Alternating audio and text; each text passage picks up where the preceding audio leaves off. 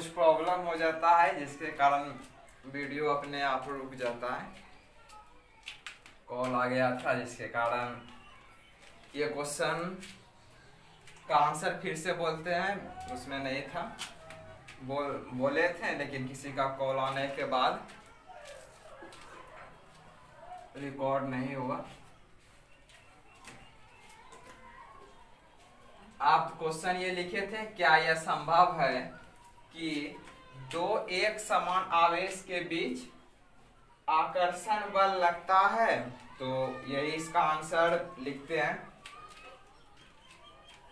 जब एक समान प्रकृति वाले आवेश, जब एक समान प्रकृति वाला आवेश को एक दूसरे के करीब रखा जाता है, जब एक समान प्रकृति वाले आवेश को एक दूसरे के करीब रखा जाता है, तब कौन सा बल? विकर्षण बल लगता है। ध्यान दीजिए, एक प्रकृति वाले को जब रखा जाता है तब कौन सा बल? विकर्षण बल लगता है।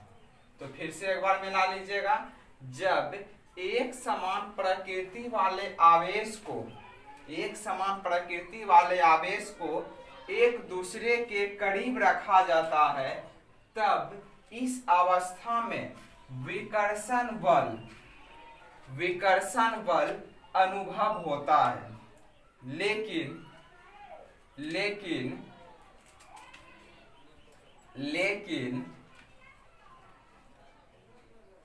जब एक आवेश दूसरे आवेश की तुलना में, यदि एक आवेश दूसरे आवेश की तुलना में बहुत बड़ा हो, दूसरे आवेश की तुलना में बहुत बड़ा हो, इस अवस्था में आकर्षण बल का अनुभव होता है। इस अवस्था में आकर्षण बल का अनुभव होता है। आकर्षण बल का अनुभव होता है। क्वेश्चन नंबर 8 लिखिए, नोट कर लेना है। नोट तो आप लोग पीछे करके भी कर सकते हैं। क्वेश्चन नंबर कितना था? ये 6 था, 7 था, 8 नंबर लिख देते हैं, क्योंकि नंबर भूल जाने के बाद आप लोग का कॉपी भी अभी देख नहीं सकते हैं कौन सा नंबर तक हुआ है।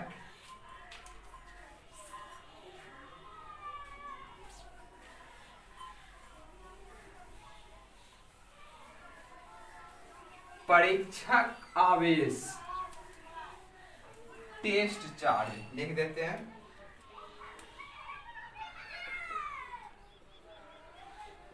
परीक्षक आवेश क्या है? परीक्षक आवेश क्या है? इसे ऋणात्मक लिया जाता है। क्यों? इसे ऋणात्मक लिया जाता है क्यों? समझिए, क्वेश्चन लिख लिए होंगे। देखिए, जब किसी भी वायर में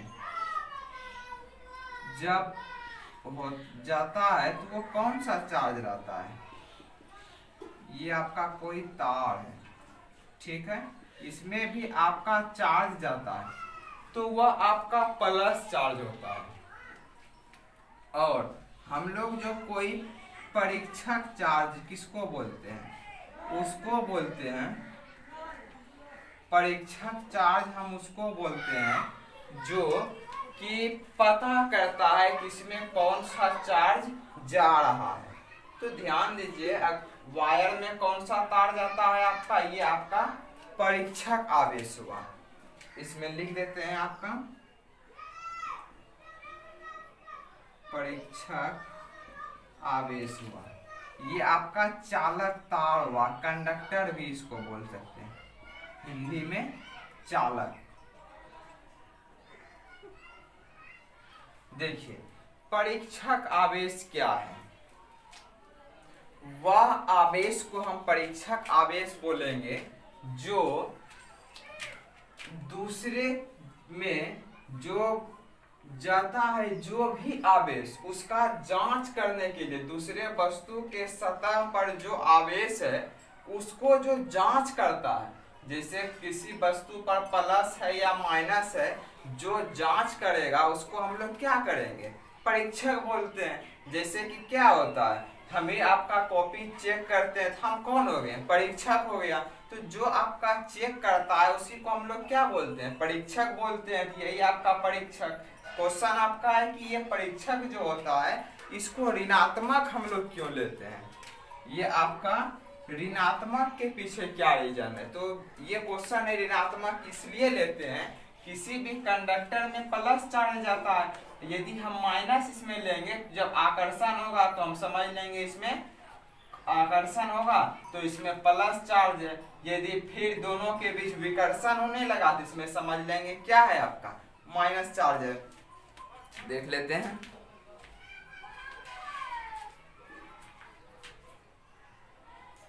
ठीक ही है, लिखिए आंसर। वह आवेश जो किसी दूसरे वस्तु के सतह पर, किसी दूसरे वस्तु के सतह पर मौजूद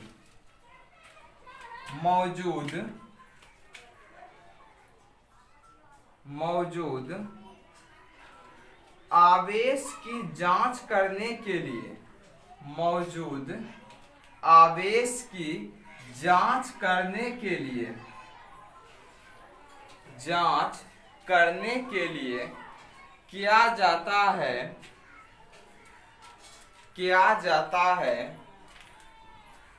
उसे परीक्षक आवेश कहा जाता है। उसे परीक्षक आवेश कहा जाता है। पैराग्राफ चेंज कर लीजिएगा, उसके नीचे लाइन में लिखना है पैराग्राफ चेंज करके। इस प्रकार का आवेश ऋणात्मक होता है। इस प्रकार का आवेश ऋणात्मक होता है क्योंकि परिपथ में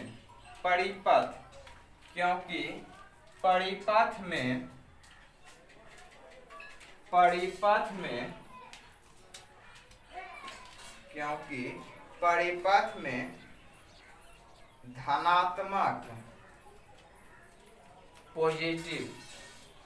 धनात्मक धारा प्रवाहित होती है। क्योंकि परिपथ में धनात्मक धारा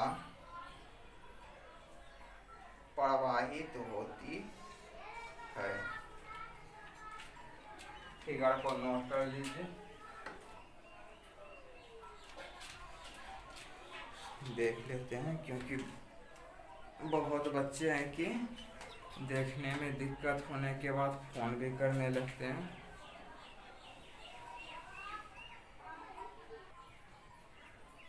ठीक है, थोड़ा सा कंडक्टर के ऊपर में चमक रहा है, कुछ लिखे नहीं है, उस जगह कोई दिक्कत नहीं।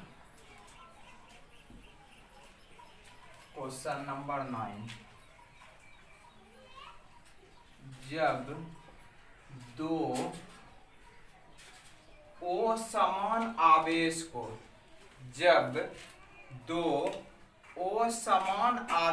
को एक दूसरे के करीब रखा जाता है। जब दो असमान आवेश को एक दूसरे के करीब रखा जाता है करीब रखा जाता है। हेलो हेलो, क्या? हाँ, हेलो।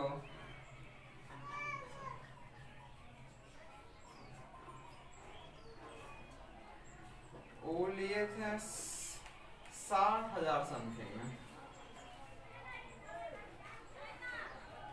कहाँ याद है कंपनी कौन सा है?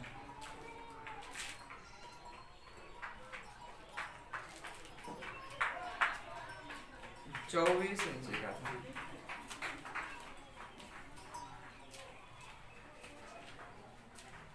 ठीक।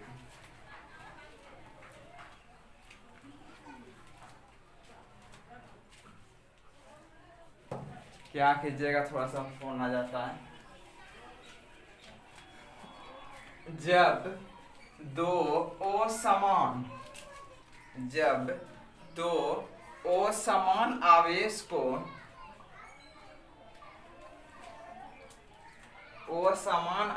को थोड़ा क्वेश्चन 19-20 हो जाएगा तो आप अपना लैंग्वेज ठीक कर सकते हैं, क्योंकि लिख रहे हैं तो लिखा रहे हैं, थोड़ा सा बाद में बात करेंगे। चलिए, जब दो असमान आवेश को एक दूसरे के करीब रखा जाता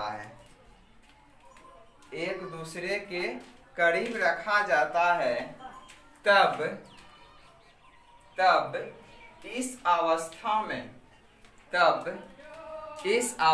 में कौन सा बल, इस अवस्था में बल की प्रकृति क्या होगी? तो चलिए हम लोग नोट करते हैं। आवेश कैसा है आपका? असमान आवेश है।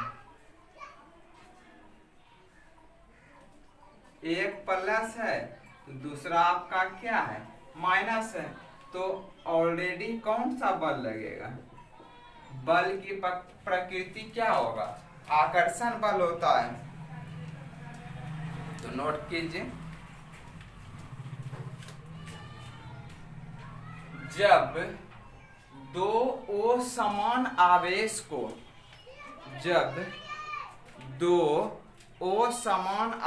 को एक दूसरे के करीब रखा जाता है,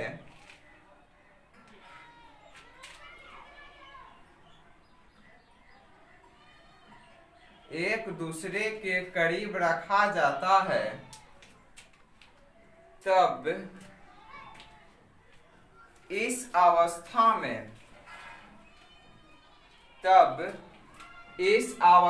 में आकर्षण प्रकृति प्राप्त होता है। इस अवस्था में आकर्षण प्रकृति प्राप्त होता है, क्योंकि दो आवेश एक दूसरे के करीब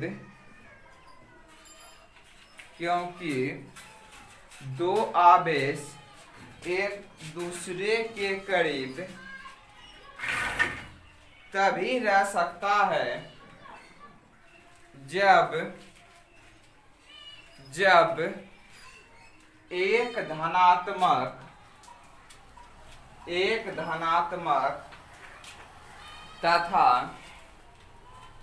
तथा दूसरा ऋणात्मक हो। एक धनात्मक तथा दूसरा ऋणात्मक हो।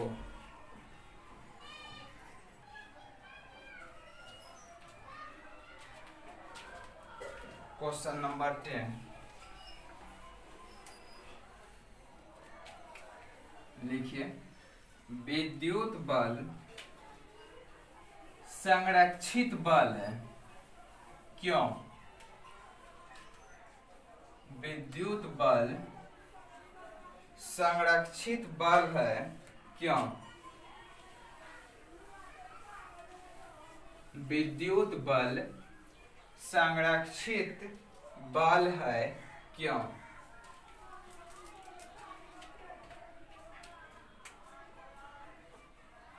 विद्युत बल संरक्षित बल है क्यों? ध्यान दीजिए, क्योंकि ये चैप्टर ये आपका चार्ज से रिलेटेड और आप लोगों को जितना जल्दी हो नोट करते जाना है, क्योंकि YouTube पर यह 24 घंटा ही वीडियो रहेगा, उसके बाद यह प्राइवेट हो जाएगा, जिसके कारण आप लोग देख नहीं सकते हैं। इसलिए जितना जल्दी हो आप YouTube पर अपलोड किया गया और 24 आवर के बाद अपने आप ये प्राइवेट हो जाएगा। इसलिए जितना जल्दी हो आप लोग नोट करना है, क्योंकि ये भी किए हैं तो आप लोगों के फायदे के लिए ही किए हैं। ध्यान दीजिए, एक चार्ज है आपका, तो इसके कारण जो लगता है ये इधर ही लगेगा। क्यों? क्योंकि ये आपका कौन सा बल हो रहा है, यहाँ ध्यान दीजिएगा। एक चार्ज प्रकार का जब चार्ज रहता है तब इस अवस्था में क्या होता है, एक प्रकार का जब आवेश रहता है तो इस अवस्था में एक दूसरे पर कौन विकर्षण बल लगता है। तो ध्यान दीजिएगा, इसके कारण इस पर भी बल लगेगा, तो ये कौन सा बल लगेगा, विकर्षण बल लगेगा। तो इसको कह सकते हैं दूसरे के कारण, ये F21 दूसरे के कारण पहले पर लग रहा है। अब पहले के कारण जो दूसरे पर लग रहा है क्या, F12, यानी कि एक दूसरे के क्या है, विपरीत दिशा में यह बल लग रहा है। तो ध्यान ये देना है आपको, जितना बल ये इस पे लगा रहा है उतना ही बल क्या कर रहा है, दोनों एक दूसरे पर लगा रहा है।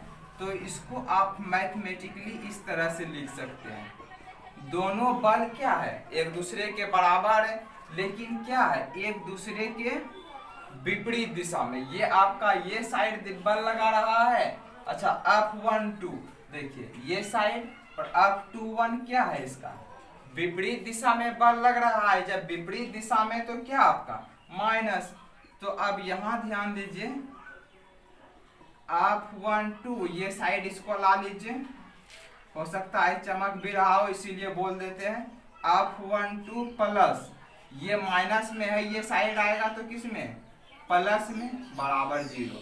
ये क्या हो गया आपका, बल बर्बाद हुआ क्या, नहीं, ये एक दूसरे का संरक्षित बल है। इसको आप इस तरह से भी लिख सकते हैं, कुल बल कितना है इस पर आपका, टोटल मिला के 0। कहने का मतलब ये विद्युत बल आपका कैसा बल है, संरक्षित बल है। तो क्वेश्चन आप लोग लिख लिए थे, विद्युत बल संरक्षित बल है क्यों, क्योंकि इस पर कुल बल का मान आपका कितना हो जाता है, 0 हो जाता है। इसीलिए कह सकते हैं विद्युत बल क्या है, संरक्षित बल है। लिखिए, विद्युत बल आवेशों के द्वारा उत्पन्न होता है, विद्युत बल आवेशों के द्वारा उत्पन्न होता है। अतः दोनों आवेश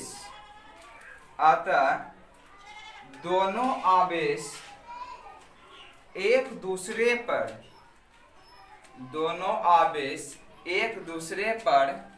समान तथा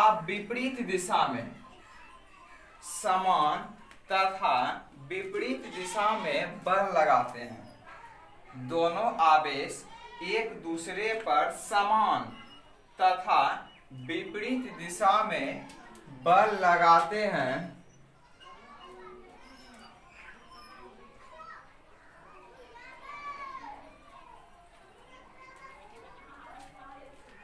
कहां तक लिखे थे, समान और विपरीत दिशा में बल लगाते हैं। लैंग्वेज ठीक कर लीजिएगा। देखिए एक बार फिर से मिला लीजिएगा कि दोनों एक दूसरे पर क्या किया था, विपरीत और समान बल लगा रहा था। कहाँ तक लिखे थे आप लोग? यही होता है क्लास में रहने के बाद जहाँ तक लिखते हैं, क्योंकि लैंग्वेज तो अपना होता है तो लैंग्वेज को सही तो नहीं कर सकते हैं, लेकिन थोड़ा सा ध्यान इधर उधर होने के बाद हो जाता है।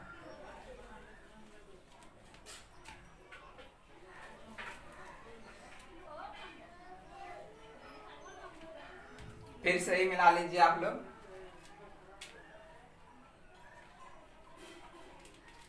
लिखना नहीं, जो लिखा हुआ है वही लिखा हुआ रहने दीजिएगा।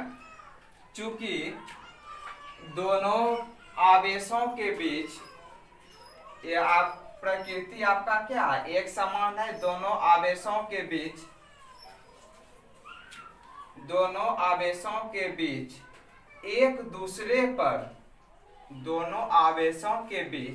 एक दूसरे पर समान बल लगता है, लेकिन दोनों का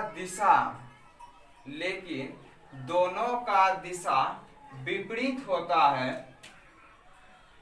जिसके का हाँ अब जहां तक लिखे थे उसी तरह से कर देना है माइनस। जिसके कारण कुल बल का योग शून्य हो जाता है। जिसके कारण कुल बल का योग शून्य हो जाता है। अतः विद्युत बल संरक्षित बल है। उसके नीचे मैथमेटिकल जहां तक लिखे थे ना उसी तरह से आपको लैंग्वेज ठीक कर लेना है, कोई दिक्कत नहीं है। 11 नंबर पे चलते हैं।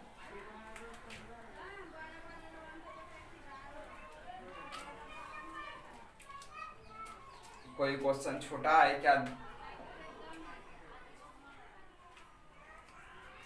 एक बार देख लेंगे YouTube पर ना, तो कौन कौन सा वीडियो में बता दिए हैं।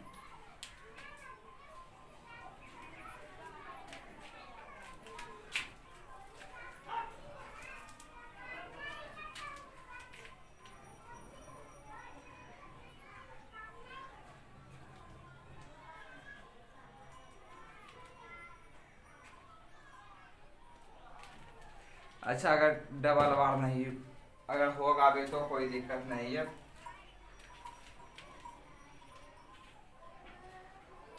विद्युत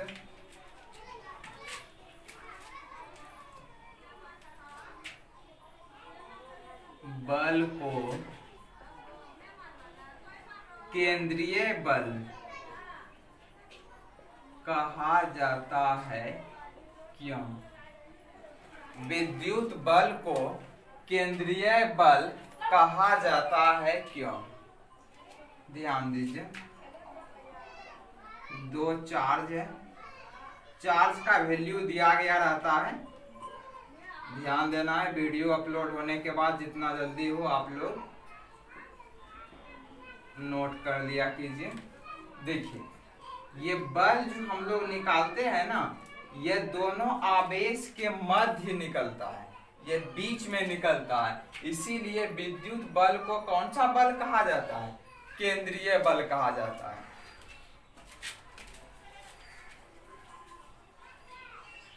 लिखिए आंसर।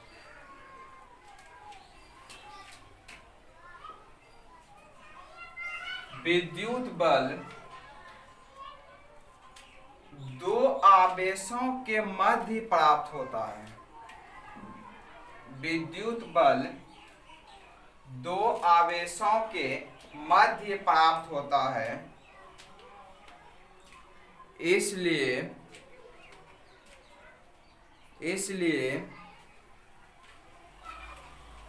विद्युत बल को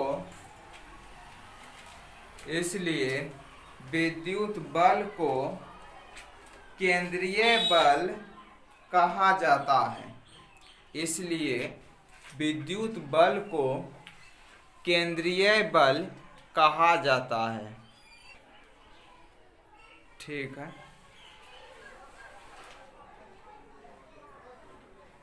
दोनों आवेश तो दिख रहा है, इस जगह चमकता है थोड़ा सा, इस जगह +Q2 है, इस जगह +Q1 है। नोट कर लीजिए फिगर को भी। क्वेश्चन नंबर 12,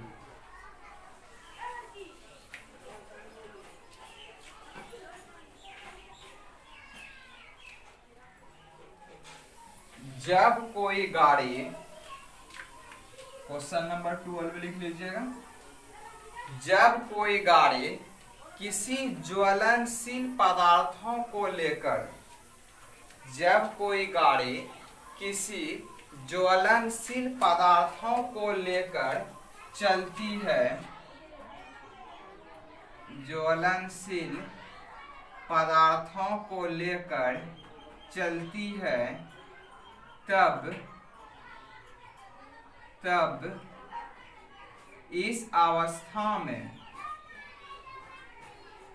तब इस अवस्था में, तब इस अवस्था में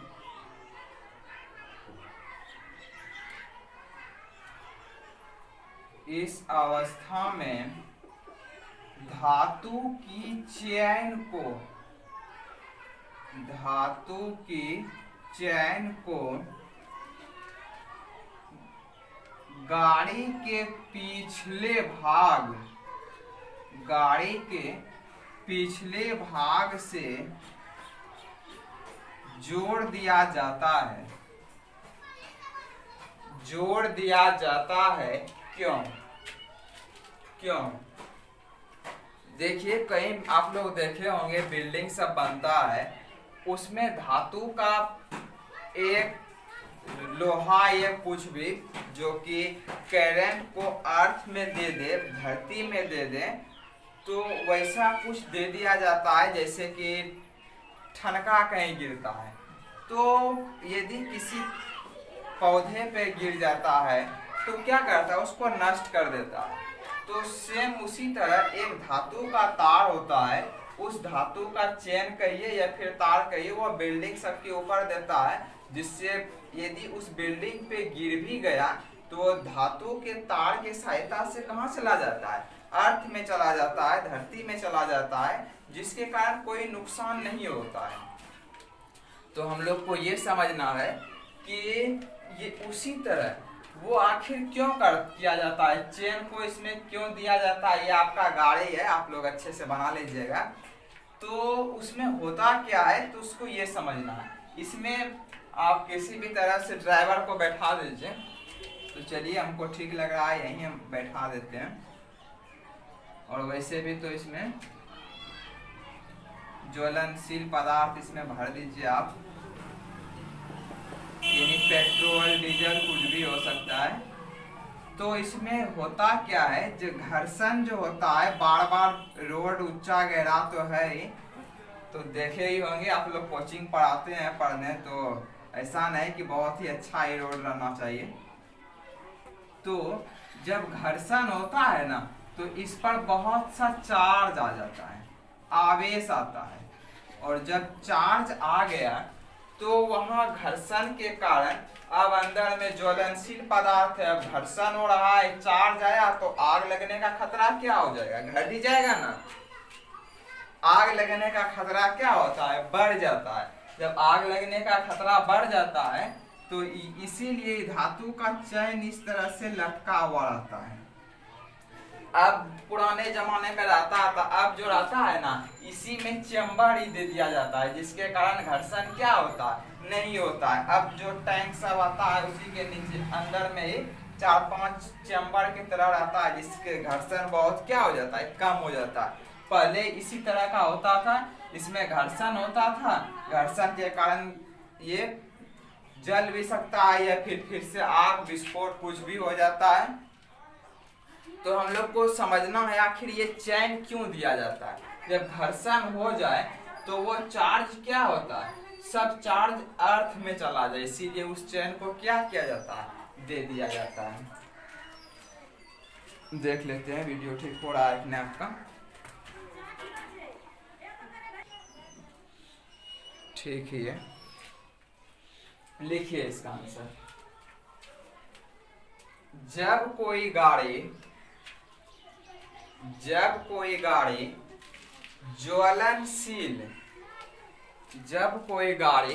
ज्वलनशील पदार्थों को लेकर चलती है, ज्वलनशील पदार्थों को लेकर चलती है, तब उसके सतह पर घर्षण के कारण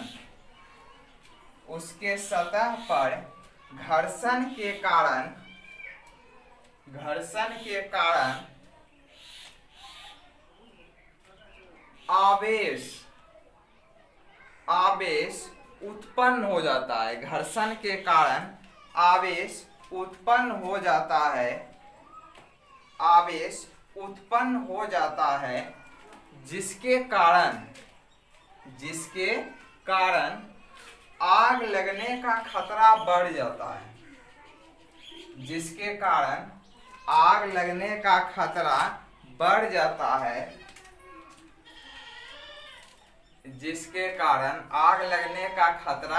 बढ़ जाता है।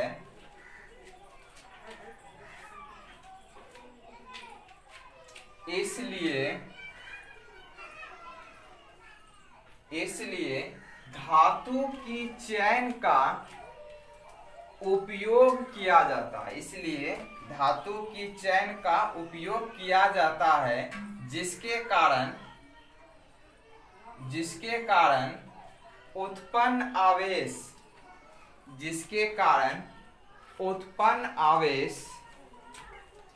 उत्पन्न आवेश अर्थ में, ब्रैकेट में पृथ्वी लिख दीजिएगा, अर्थ में प्रवेश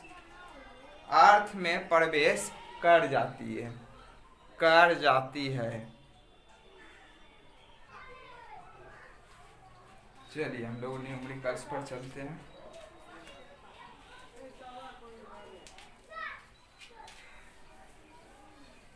फिगर बना लेना है। अब ऐसा नहीं कि हम मिटा दिए तो सर लिखने से पहले मिटा देंगे, क्या सारे बोल सकते हैं ना? कैसे लिखें सर?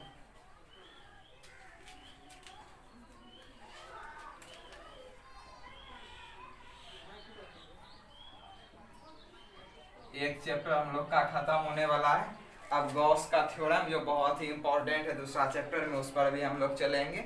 जस्ट 1-2 दिन वेट करना है, नोट करते जाना है, कहीं ऐसा ना हो कि छूट जाए आप लोगों का, जैसे क्लास में छूट जाया करता था। यदि एक दिन में आप नहीं लिखते हैं तो छूट भी जाएगा। क्वेश्चन नंबर 1, यदि किसी चालक में, लिखिए, यदि किसी चालक में 10⁻14 इलेक्ट्रॉन प्रवेश करती है, यदि किसी चालक में 10⁻14 इलेक्ट्रॉन प्रवेश करती है, तब उसमें आवेश ज्ञात करें।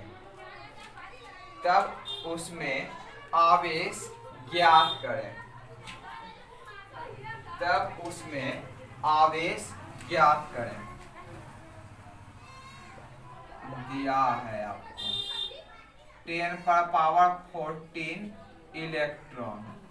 ये क्या है आपका? n का मान है, ठीक है।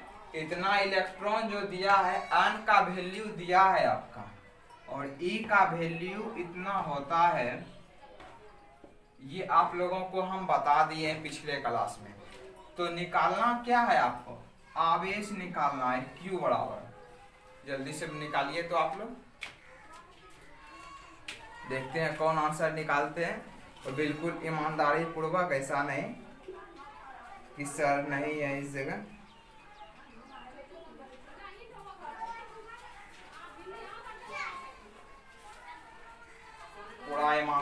वर्क निकालना है। चलिए, आप लोग को बहुत दिक्कत हो रहा है।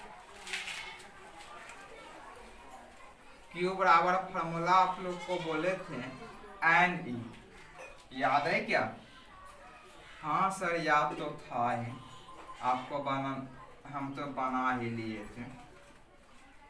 एन का वैल्यू दिया गया है आपको ई कितना है आपका 1.6 इंटू 10⁻⁻90 कूलम। अब यहाँ ध्यान दीजिए, अब यहाँ 14 है आपका, किसमें 14 आपका प्लस में है, और ये 19 आपका किसमें है, माइनस में है। तो क्या होगा आपका यहाँ, ध्यान दीजिए, 1.6 इंटू 10⁻19 में 14 घटेगा तो 5 कूलम, इतना Q का वैल्यू हो गया। चलिए दूसरा क्वेश्चन आप लोग को बनाने देते हैं, तो उसके बाद आप नोट कर दीजिएगा इसको, या वे भी नोट कर सकते हैं। इसके लिए कौन सा आपको फिर से क्लास जाना होगा, घर में बैठे भी हैं। चलिए दूसरा क्वेश्चन लिखिए।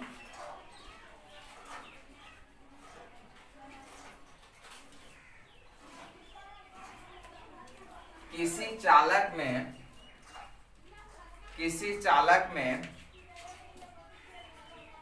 10 टू द पावर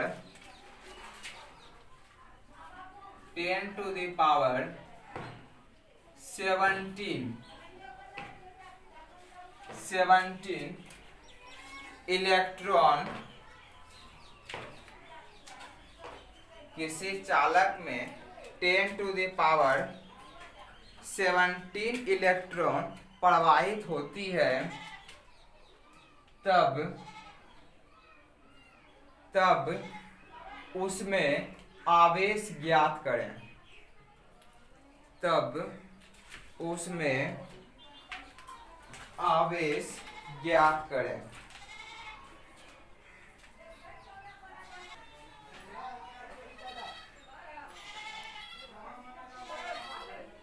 ठीक है,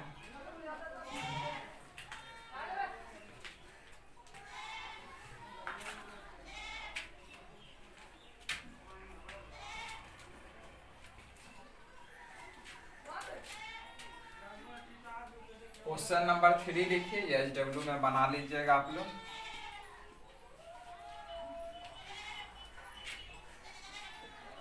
आवेश 3.2 इंटू 10⁻20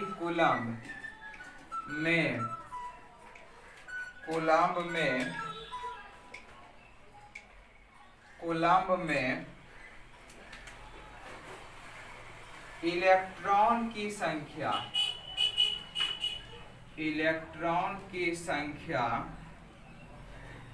ज्ञात करें। बनाइए तो देख लें हमें वो।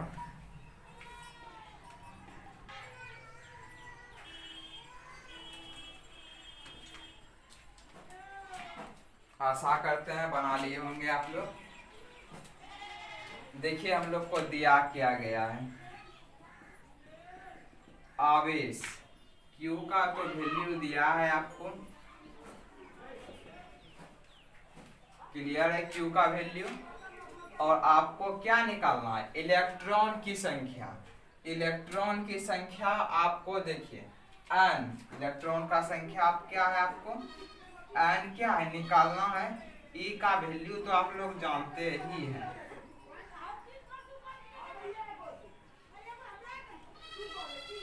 ठीक है, अब देखिए चूंकि Q बराबर क्या होता है, NE होता है। ठीक है, हमको E का वैल्यू चाहिए, तो आपका E बराबर क्या हो जाएगा, Q तो था ही पहले से, N क्या हो जाएगा, नीचे आ जाएगा।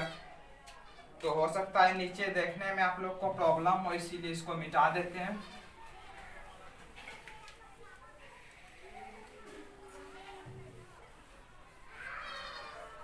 बहुत लक्की है आप लोग कि कोरोना वायरस में भी घर में पढ़ने का मौका मिला है। ऐसे प्रतिदिन आपको आने में भी टाइम लॉस होता था। अब है कि सारा टाइम आपके ही पास है, घर बैठे टोटल चीज मिल रहा है। इससे खुशी की बात और क्या हो सकता है। लाइफ में फिर ऐसा मौका नहीं मिलेगा, इसलिए इस मौके को भी हम लोग आनंद पूर्वक उठाएं। क्यू का वैल्यू देखिए आपको दिया गया है, आप लोग को होमवर्क भी देंगे।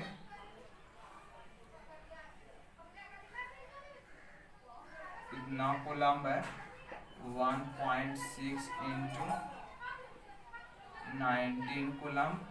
ध्यान दीजिए यहाँ, इसको आप लोग कटा भी सकते हैं। इधर क्या बचा आपका, निकालना है इलेक्ट्रॉन की संख्या E बराबर। तो एक अंक के बाद दशमलव यहाँ पहले से था, तो दशमलव उड़ाएंगे तो यहाँ 10, दशमलव उड़ाएंगे तो यहाँ भी 10 आ जाएगा, तो वो कट ही जाएगा। तो सीधा 16 दूनी क्या हो जाएगा, 32।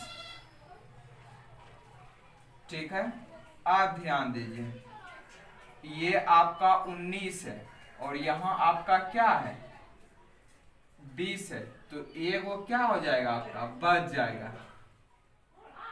इस तरह से समझिए ना, 10 टू दी पावर -20। ये आपका 10 पर पावर कितना है, -19 है और यहाँ क्या है, 20 है। यदि आप ऐसा करना चाहते हैं, इसको यदि ऊपर भी लेके जाइएगा तो माइनस में किस में आ जाएगा, प्लस में। तो 20 में 19 घटेगा, एक फिर भी आपका माइनस में यहाँ रह ही जाता है। तो यदि आप कटाना चाहते हैं तो आप इसको कटा भी सकते हैं, इस तरह से भी कटा ही दीजिए ना। तो इसमें कितना बचा आपका, 10 पर पावर तक कितना हो जाएगा, -1 हो जाएगा। तो इसमें आप लोग को थोड़ा सा दिक्कत हो जाएगा, तो हम ही सोल्व कर देते हैं क्लियर से।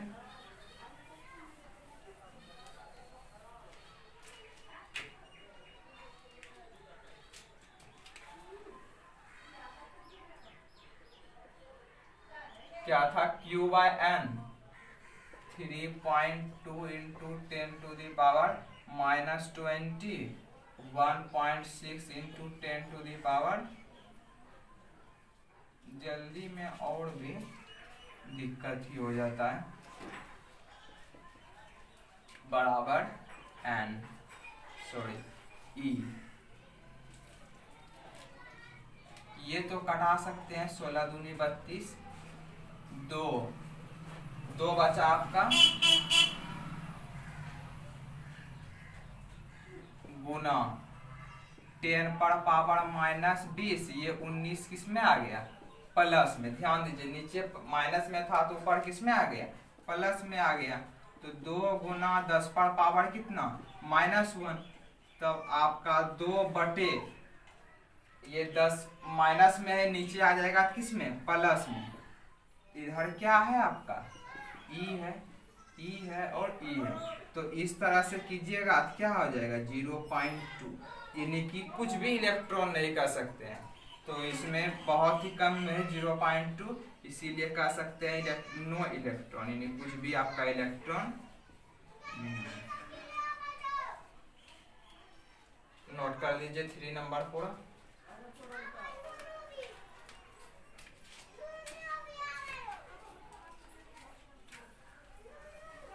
क्वेश्चन तो लिख ही लिए थे। क्वेश्चन नंबर 4 लिखिए, नोट कर लिए होंगे, वीडियो रोक के आप लोग।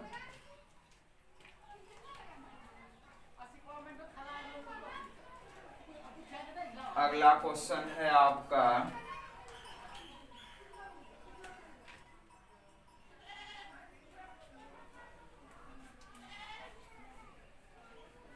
आवेश 4.8, आवेश 4.8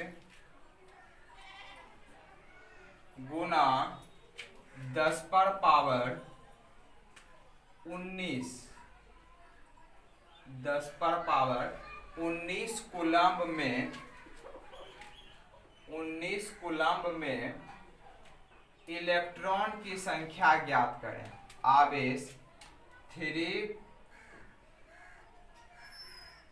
अच्छा इसको आप कर लीजिए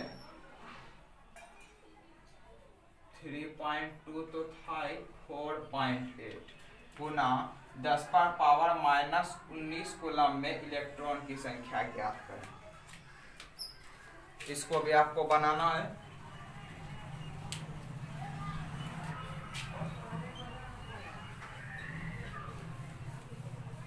घर में ही बना लीजिएगा आप लोग सेम इसी तरह से।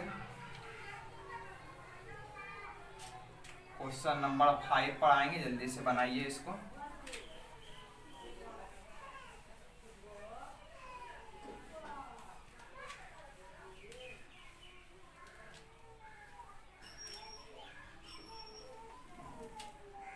देखिए क्या क्या दिया गया है, हम लिख ही देते हैं।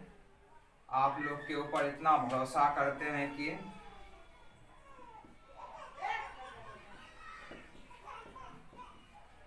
ध्यान रखना है। आपको अपलोड होने पर 24 घंटे के अंदर आपको लिख लेना है। Q का वैल्यू आपको दिया है, E का वैल्यू आपको पता है कितना होता है,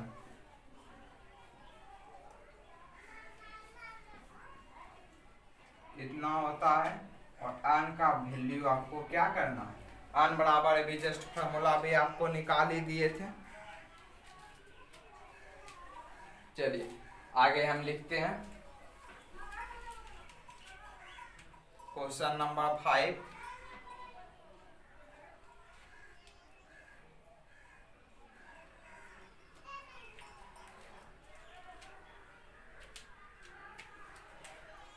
सॉल्व कर लीजिएगा। Q बराबर क्या होता है NE, आपको निकालना क्या है, आपको N का वैल्यू निकालना है। इसीलिए N बराबर क्या हो जाता है Q/E। Q का भी वैल्यू है, E का भी वैल्यू है, पुट कर देना है।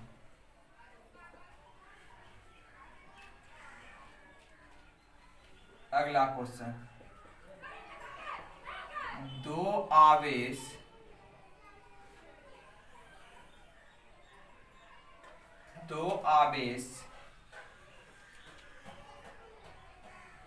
क्रमशः 5 माइक्रोकूलम तथा 3 माइक्रोकूलम एक दूसरे से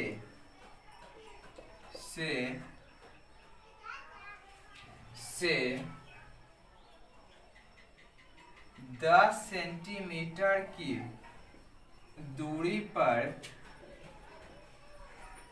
स्थित है, 10 सेंटीमीटर की दूरी पर स्थित है,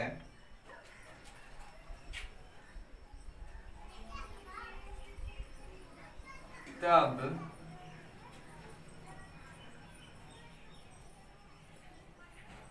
उत्पन्न बल का वर्णन करें। तब उत्पन्न बल का वर्णन करें। बनाइए तो कोई।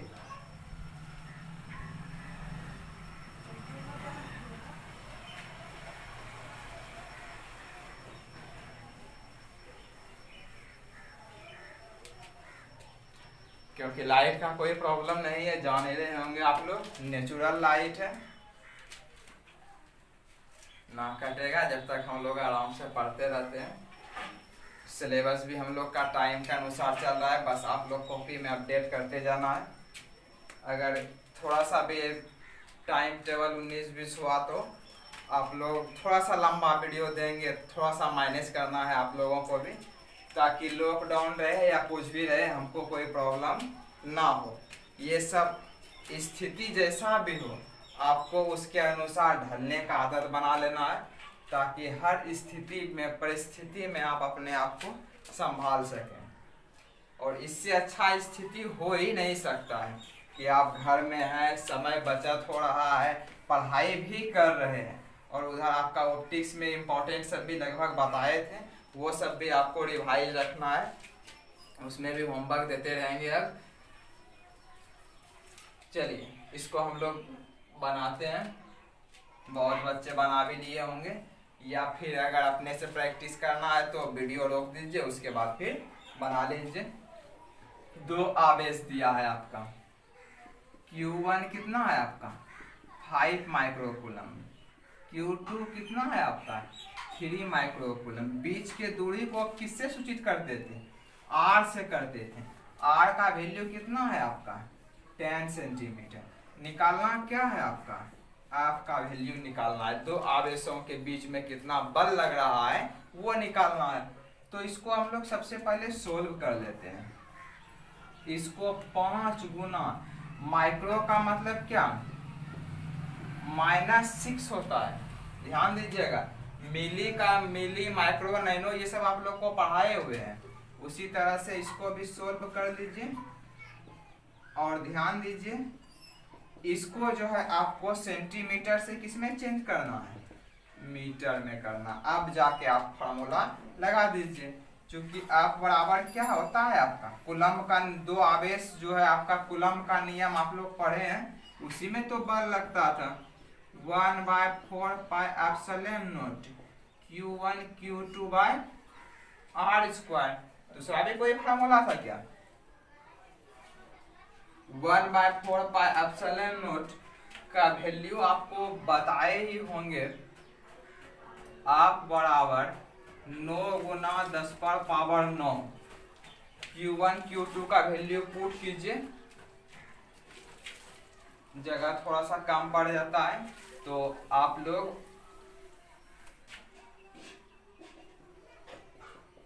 बराबर हम नीचे लिख देते हैं 9 गुना 10⁻9 गुना Q1 का वैल्यू कितना है आपका 5 गुना 10⁻⁻6, 3 गुना 10⁻⁻6, बीच का दूरी 10 गुना 10⁻⁻, मीटर में। थोड़ा सा दिक्कत हो जाता है, रखा हुआ है कुछ सामान इधर।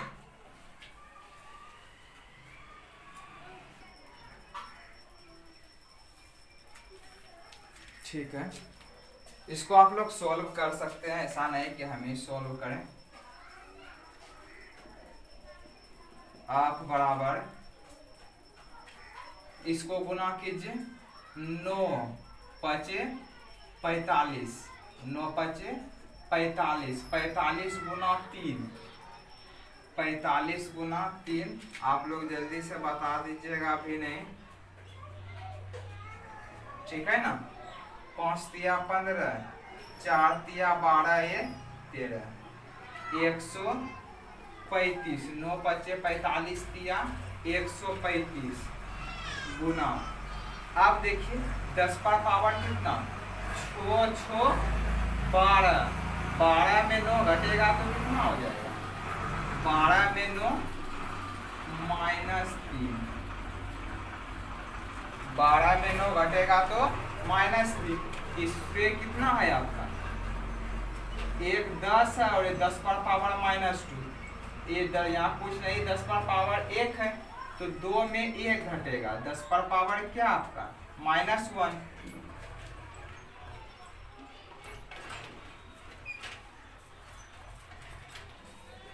अब यहाँ देखिए 135 गुना 10 पर पावर माइनस में 1 है, ऊपर में चला जाएगा, -3 + 1। आप बराबर 135 गुना 10 पर पावर -2। आप माइनस में है तो आप इसको इस तरह से भी आंसर लिख सकते हैं।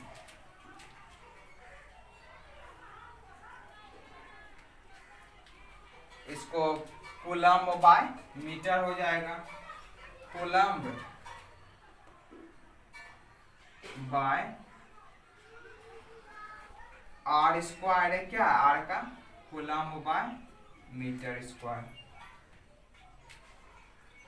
अच्छा, 1 मिनट थोड़ा ध्यान देना है, दिक्कत हो गया है आप लोग, क्योंकि Q1 Q2 बाय क्या है आपका R² है, थोड़ा दिक्कत हो गया है। इस जगह आपको R पे इस जगह आपको स्क्वायर देना होगा, क्योंकि आप लोग हैं नहीं बगल में जो आप लोग बताएंगे थोड़ा सा।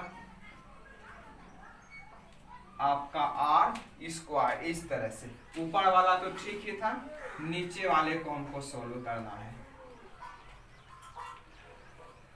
10 का स्क्वायर कितना हो जाएगा? 100 गुना 10 पर पावर -4। क्लियर है? अब देखिए क्या होगा, इस जगह ऊपर में तो -3 ही था। अब देखिए यहाँ 100 को क्या लिख सकते हैं हम लोग, नीचे करते हैं।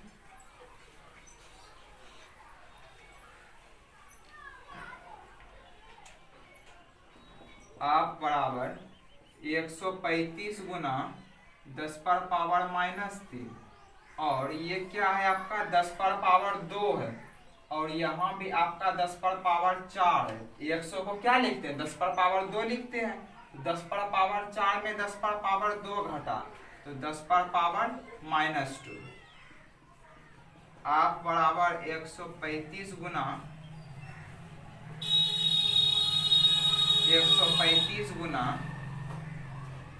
10 पर पावर -3, ये कहाँ चला गया? माइनस में है तो प्लस में 2 आ जाएगा। जल्दी में और दिक्कत ही हो जाता है। आप बराबर 135 गुना 10 पर पावर अच्छा -1 हो जाएगा, -1 हो जाएगा। तो देख लेते हैं ये लाइन दिख रहा है कि नहीं। आप बराबर ये 10 कहाँ आ जाएगा? नीचे आ जाएगा। तो यदि उसको दशमलव में कीजिएगा 13.5 आ जाएगा।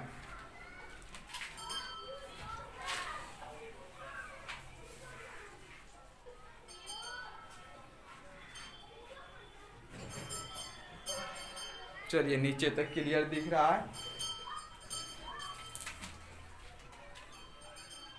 बल का मात्रक न्यूटन दे दीजिए, नोट कर लीजिए। हो सकता है कि यही आंसर बहुत का आया हो, लेकिन आर स्क्वायर देना छूट गया था, इसीलिए थोड़ा सा मेहनत पड़ गया फिर से। चलिए क्वेश्चन नंबर 6।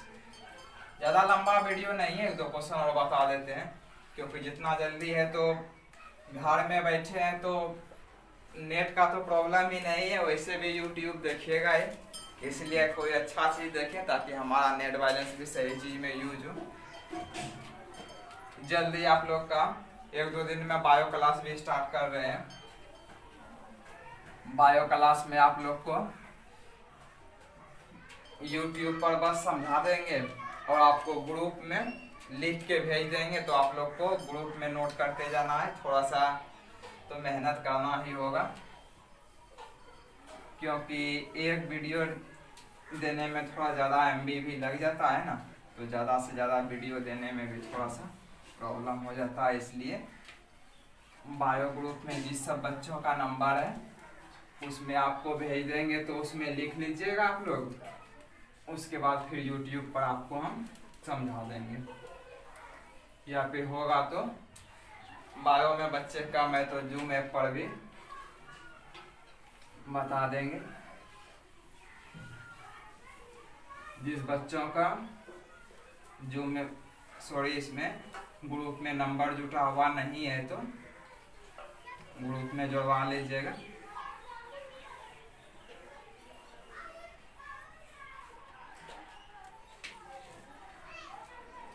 और जो भी इंफॉर्मेशन मिलेगा आपको ग्रुप में मिल जाएगा, आपको उससे रिलेटेड।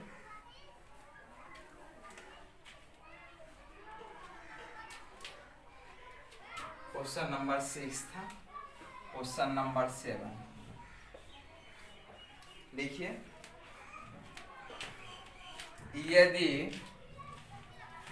यदि 2 आवेशों के बीच की दूरी, यदि 2 आवेशों के बीच की दूरी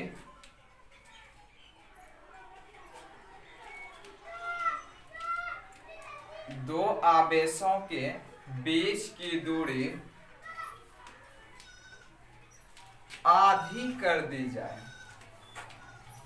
2 आवेशों के बीच की दूरी आधी कर दी जाए, तब बल पर, तब बल पर क्या प्रभाव पड़ेगा, तब बल पर क्या प्रभाव पड़ेगा, क्या प्रभाव पड़ेगा। देखिए, पहले हम बीच का दूरी r न माने हैं तो r रख मान लिए, फिर दूरी क्या कर दिए, आधा कर दिए, तब आपका बल पर क्या प्रभाव पड़ेगा, यही तो क्वेश्चन है आपका। ठीक है, सब में देखिए 4-2 कंडीशन आप यूज अप्लाई कर सकते हैं, क्योंकि हमको बल और इसके बीच के में कौन सा संबंध है, मेरे बात को समझिएगा। बल और बीच के दूरी में क्या संबंध है आपका, कोई बताइएगा तो। समानुपाती है या व्युत्क्रमानुपाती है? सर समानुपाती है। चलिए देख लेते हैं समानुपाती है क्या। यानी बल आप बराबर क्या होता है 1/4 pi epsilon naught Q1 Q2 by R square. आप जो आपका यहाँ है देखिए 4-2 कंडीशन, 4-2 कंडीशन यानी दो स्थिति में आपको बताए थे। आप बराबर क्या होता है 1/4 पाई एप्सिलॉन नॉट, एक बार लिख के ही समझा देते हैं, Q1 Q2 by R square. देखिए समानुपाती है ना, ये ऊपर है ये नीचे है, समानुपाती भी हुआ। चलिए बहुत अच्छा जवाब यस है। चलिए व्युत्क्रमानुपाती होता है, थोड़ा अपना भी दिमाग आप लोग लगाइए। अब हम बूढ़े सूढ़े हो गए हैं तो मेरा दिमाग कमजोर पड़ सकता है, लेकिन आप लोग का तो दिमाग यूज होना चाहिए ना। 1/4 पाई, अच्छा इसको ये नहीं लिखना है डायरेक्ट, ये क्या होता है इसके बीच के दूरी का व्युत्क्रमानुपाती होता है। क्लियर है? जब व्युत्क्रमानुपाती होता है तो दो कंडीशन में क्या हो जाएगा, ध्यान दीजिएगा।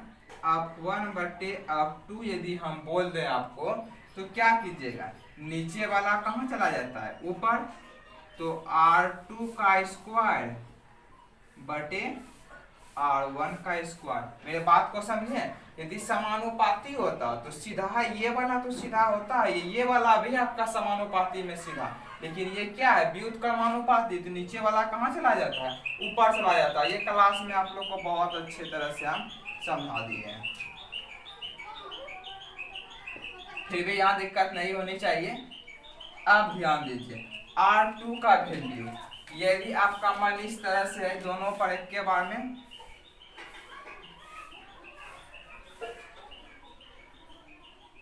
डायरेक्ट दे देना है तो आप दे सकते हैं। आप 1/2 बराबर R2 का वैल्यू कितना है R/2 और बाय R इसका स्क्वायर। तो चलिए इसको हम लोग सोल्व करते हैं। तब इसके बल पर क्या प्रभाव पड़ता है, R का स्क्वायर, तो R स्क्वायर 2 का स्क्वायर तो 4 बटे R स्क्वायर। अब इसी को सोल्व कीजिए। आप 1/2 R स्क्वायर बटे 4, नीचे वाला कहाँ चला जाएगा ऊपर 1/R स्क्वायर, तब R स्क्वायर कैंसिल, आप 1/2 बराबर 1/4। यही आपका क्या हो, क्लियर है? तो इसमें आप ऐसा कर सकते हैं, बल पर क्या प्रभाव पड़ेगा इसको निकालना था ना, इंक डाल लेते हैं। अप टू 4/1, कहने का मतलब ये है यदि आप बीच के दूरी को आधा कर देते हैं, ठीक है, तब क्या होगा, उसका बल जो है आपका चौगुना हो जाता है। पहले बल का क्या हो जाता है, चौगुना हो जाता है, यानी कि पहले बल जितना था होना चाहिए दूरी जब क्या किए, आधा कर दिए, तो इसका बल क्या होने लगा, पहले बल से 4 गुना बल लगने लगा। क्लियर है? और पढ़ना है क्या? अगर है तो 1-2 क्वेश्चन लिखा देते हैं।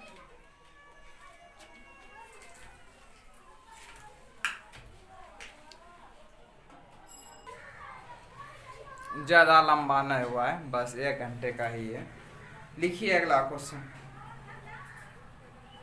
जब द्विध्रुव आघूर्ण, जब द्विध्रुव आघूर्ण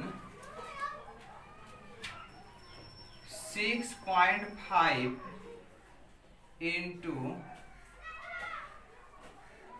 10⁻⁻², यदि द्विध्रुव आघूर्ण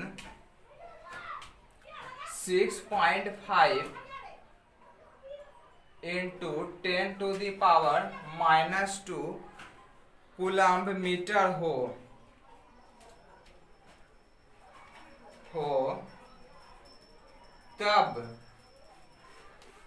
तब विद्युत क्षेत्र का मान, तब विद्युत क्षेत्र का मान 200 न्यूटन,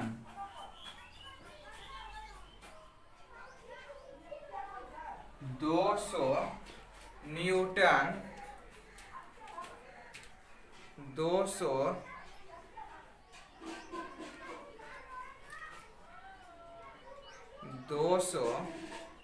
न्यूटन कूलम्ब होगा, 200 न्यूटन कूलम्ब हो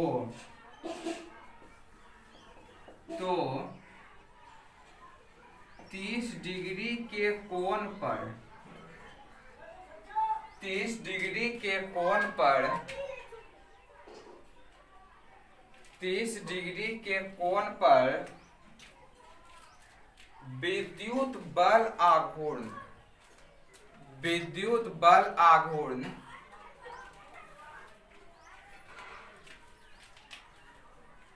विद्युत बल आघूर्ण का व्यंजक प्राप्त करें।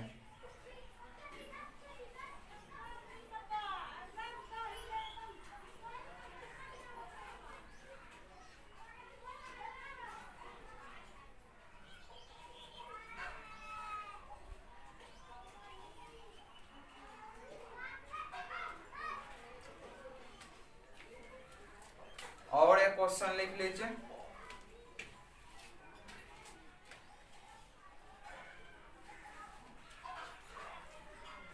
ये क्वेश्चन नंबर कितना था, 7। ये 8 नंबर होमवर्क रहा, 9 नंबर भी होमवर्क ही दे देते हैं।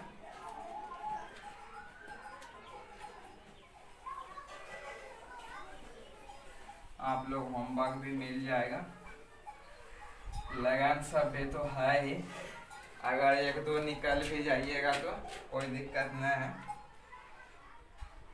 खर्च भी अभी कम पड़ेगा, पापा मम्मी का भी ज़्यादा हेल्प हो जाएगा। तो कोशिश करना है जल्द से जल्द निकल भी जाए, कोई कोई निमंत्रण भी देना है सर को ताकि हम भी आ जाएं। क्वेश्चन नंबर कितना होगा, क्या क्वेश्चन नंबर शायद 9 था। देखिए, दो आवेश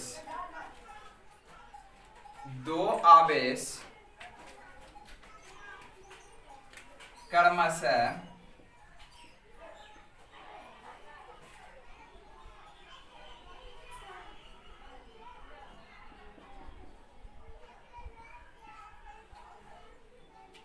दो आवेश क्रमशः 2 गुना 10⁻³ कूलम्ब,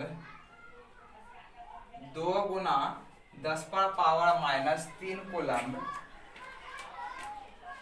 तथा 4 गुना 10⁻⁻6 कूलम्ब है,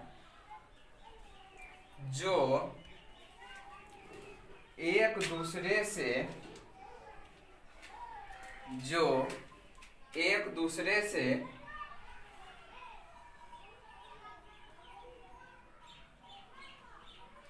एक दूसरे से 40 सेंटीमीटर की दूरी पर 40 सेंटीमीटर की दूरी पर स्थित है।